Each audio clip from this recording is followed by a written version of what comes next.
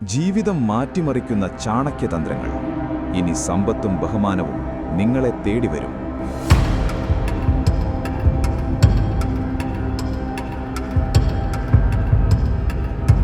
നിങ്ങൾ എപ്പോഴെങ്കിലും സ്വയം ചോദിച്ചിട്ടുണ്ടോ, ഒരുമിച്ച് തുടങ്ങിയവരിൽ ചിലർ മാത്രം എങ്ങനെ അതിവേഗം വളരുന്നു?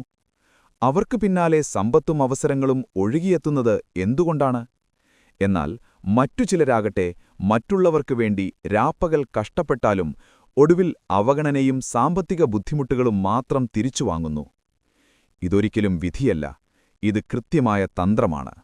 2000 വർഷങ്ങൾക്ക് മുൻപ് തന്റെ ബുദ്ധികൊണ്ട് ഒരു സാധാരണ ബാലനെ ഭാരതത്തിന്റെ ചക്രവർത്തിയാക്കി മാറ്റിയ ആചാര്യ ചാണക്യൻ പറഞ്ഞുവെച്ച ചില ജീവിത സത്യങ്ങൾ അതിന്നും കോടിക്കണക്കിന് മനുഷ്യരുടെ ജീവിതത്തിൽ അത്ഭുതങ്ങൾ സൃഷ്ടിക്കുന്നു.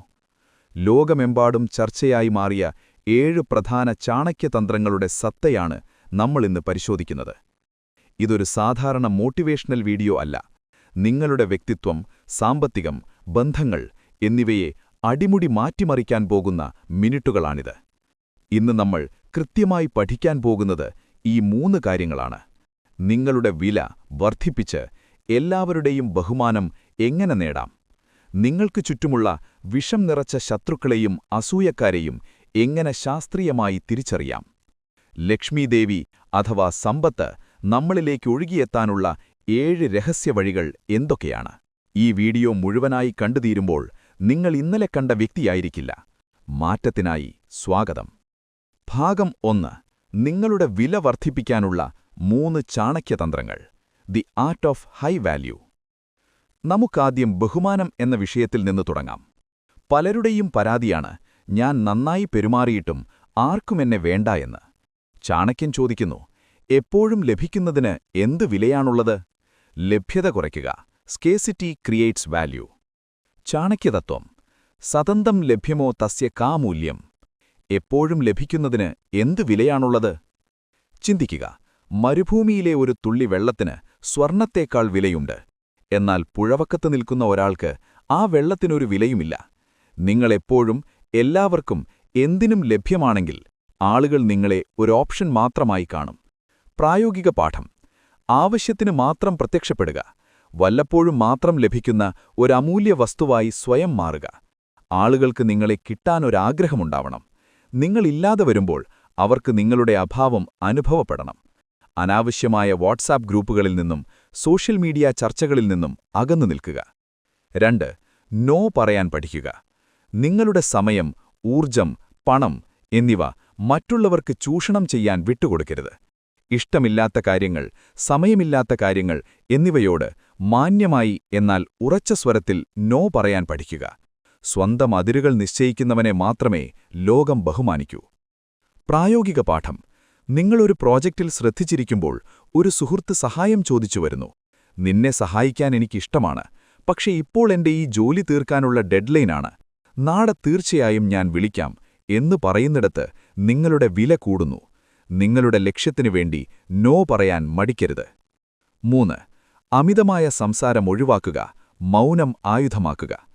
കൂടുതൽ സംസാരിക്കുന്നവൻ തന്റെ ദൗർബല്യങ്ങൾ വെളിപ്പെടുത്തുന്നു. മൗനമൊരായുധമാണ്. ആജ്ഞാശക്തിയുള്ളവർ കുറച്ചേ സംസാരിക്കൂ. അവർ പറയുന്നത് കേൾക്കാൻ മറ്റുള്ളവർ കാത്തുനിൽക്കും. നിങ്ങളുടെ ഓരോ വാക്കിനും തൂക്കമുണ്ടാവണം. അനാവശ്യമായ തർക്കങ്ങളിൽ നിന്ന് അകന്നുമാറുക. ഓർക്കുക, തുറന്ന പുസ്തകം പെട്ടെന്ന് വായിച്ചു തീർക്കും. എന്നാൽ നിഗൂഢതയുള്ള പുസ്തകം വീണ്ടും വീണ്ടും വായിക്കപ്പെടും. ചാണക്യൻ പറഞ്ഞ ഈ തത്വത്തിന് ബലം നൽകുന്ന ഒരു ഈസോപ്പ് കഥയുണ്ട്. കള്ളൻ കള്ളൻ എന്ന് കളിയായി ആക്രോശിച്ച് ആളുകളെ പറ്റിച്ച ഇടയബാലന്റെ കഥ. അവൻ സത്യമായി സഹായം ചോദിച്ചപ്പോൾ ആരും വിശ്വസിച്ചില്ല. അതുപോലെ നിങ്ങളുടെ സംസാരത്തിന്റെ ലഭ്യത കൂടുന്നതിനനുസരിച്ച് അതിന്റെ വില കുറയും. നിങ്ങൾ ആവശ്യത്തിന് മാത്രം സംസാരിക്കുമ്പോൾ നിങ്ങളുടെ ഓരോ വാക്കിനും ആളുകൾ വില കൽപ്പിക്കും. ഭാഗം 2. നിങ്ങളുടെ വിജയത്തെ തടയുന്ന വിഷം നിറഞ്ഞ ആളുകളെ തിരിച്ചറിയാം. Filtering your circle. നിങ്ങളുടെ വിജയത്തിലേക്കുള്ള നിങ്ങളുടെ യാത്രയിൽ ഏറ്റവും വലിയ തടസ്സം പുറത്തുനിന്നുള്ള ശത്രുക്കളല്ല, നമ്മുടെ കൂടെ നടക്കുന്ന ചിലരാണ്. പാൽ നിറച്ച പാത്രത്തിൽ ഒരു തുള്ളി വിഷം മതി അത് മുഴുവൻ നശിപ്പിക്കാൻ. ചാണക്യൻ നമുക്ക് ചുറ്റുമുള്ള വിഷം പോലുള്ള ആളുകളെ തിരിച്ചറിയാൻ വ്യക്തമായ ലക്ഷണങ്ങൾ നൽകുന്നുണ്ട്. അടുത്ത ഏതാനും മിനിറ്റുകൾ നിങ്ങളുടെ ജീവിതത്തിലെ ഏറ്റവും വലിയ ശത്രുവിനെ തിരിച്ചറിയാൻ നിങ്ങളെ സഹായിക്കും. 1. അസൂയയുടെ ലക്ഷണങ്ങൾ. ഗൂഢശത്രുക്കൾ. നിങ്ങളുടെ വിജയം കണ്ട് ഉള്ളു തുറന്ന് ചിരിക്കാൻ കഴിയാത്തവർ, നിങ്ങളുടെ ചെറിയ വീഴ്ചകളിൽ സന്തോഷിക്കുന്നവർ, ഇവർ അപകടകാരികളാണ്. നിങ്ങളൊരു നല്ല വാർത്ത പറയുമ്പോൾ അവരുടെ മുഖം മങ്ങുന്നുണ്ടോ? ആ വാർത്തയെ പെട്ടെന്ന് ചെറുതായി കാണാൻ അവർ ശ്രമിക്കുന്നുണ്ടോ? എങ്കിൽ സൂക്ഷിക്കുക, അവർ നിങ്ങളുടെ ഗൂഢശത്രുക്കളാണ്. ചാണക്യൻ പറയുന്നു, ഒരു നല്ല വാക്കുകൊണ്ട് ശത്രുവിനെ കീഴടക്കാം, എന്നാൽ ഒരു കഠിനമായ വാക്കുകൊണ്ട് സുഹൃത്തിനെ നഷ്ടപ്പെടാം. എന്നാൽ അസൂയക്കാരോട് വേണ്ടത് അകലം പാലിക്കലാണ്.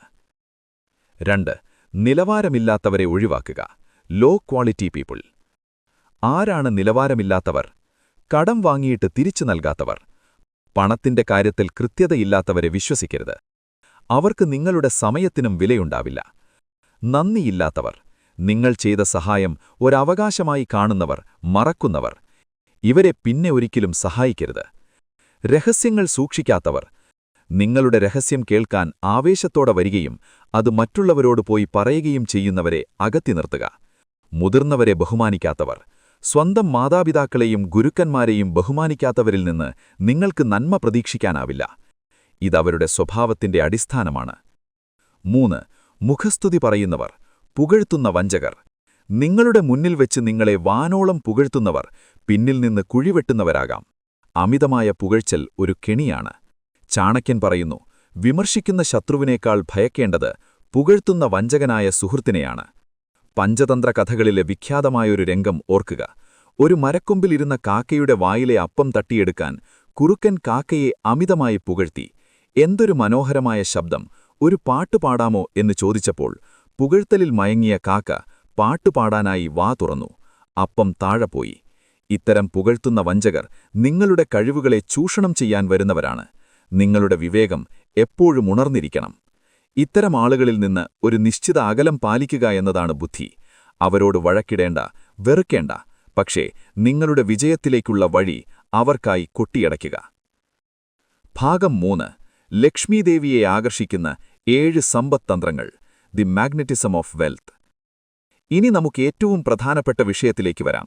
സമ്പത്ത്. എന്തുകൊണ്ടാണ് ലക്ഷ്മീദേവി ചിലരിൽ മാത്രം പ്രസാദിക്കുന്നത്?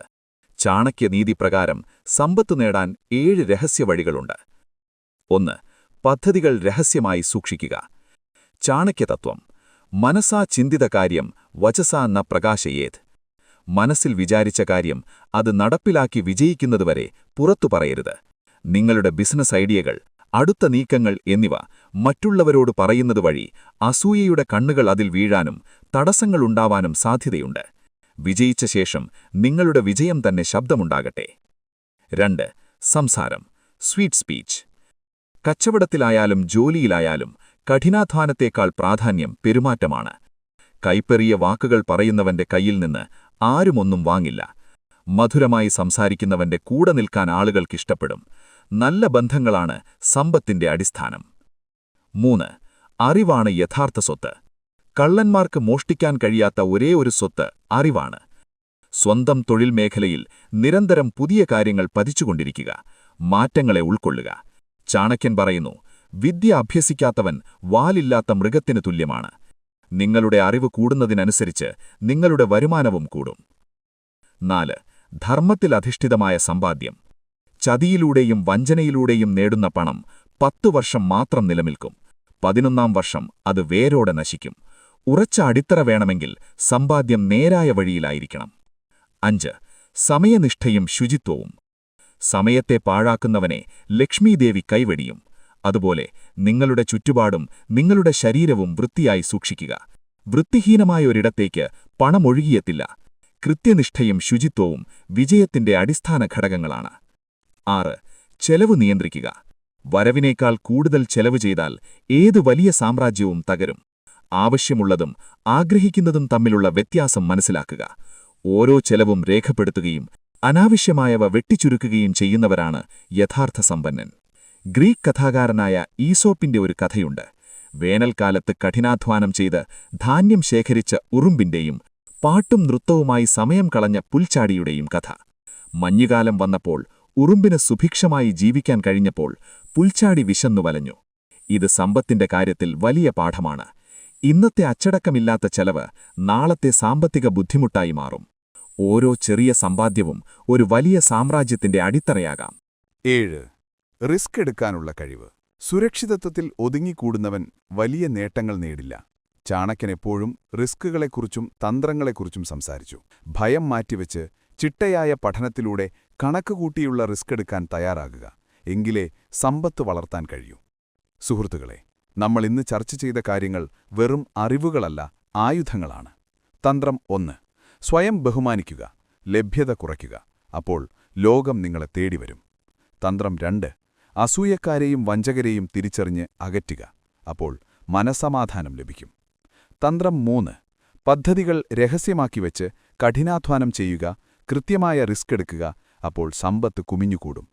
ചാണക്യൻ തന്റെ ശിഷ്യനായ ചന്ദ്രഗുപ്തനോട് പറഞ്ഞതുപോലെ, മഴ പെയ്യുമ്പോൾ കുട പിടിക്കുന്നത് മഴയെ തടക്കാനല്ല, നനയാതിരിക്കാനാണ്.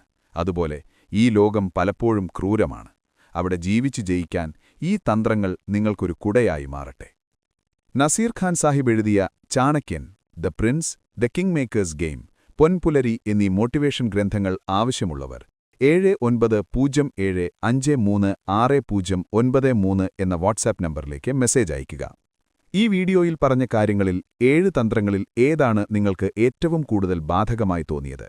നിങ്ങളുടെ അനുഭവങ്ങൾ താഴെ കമന്റ് ബോക്സിൽ രേഖപ്പെടുത്തൂ. അത് മറ്റുള്ളവർക്കും വലിയൊരു പാഠമായിരിക്കും. കൂടുതൽ അറിവുകൾക്കും പ്രചോദനങ്ങൾക്കും വേണ്ടി ചാനൽ സബ്സ്ക്രൈബ് ചെയ്യുക.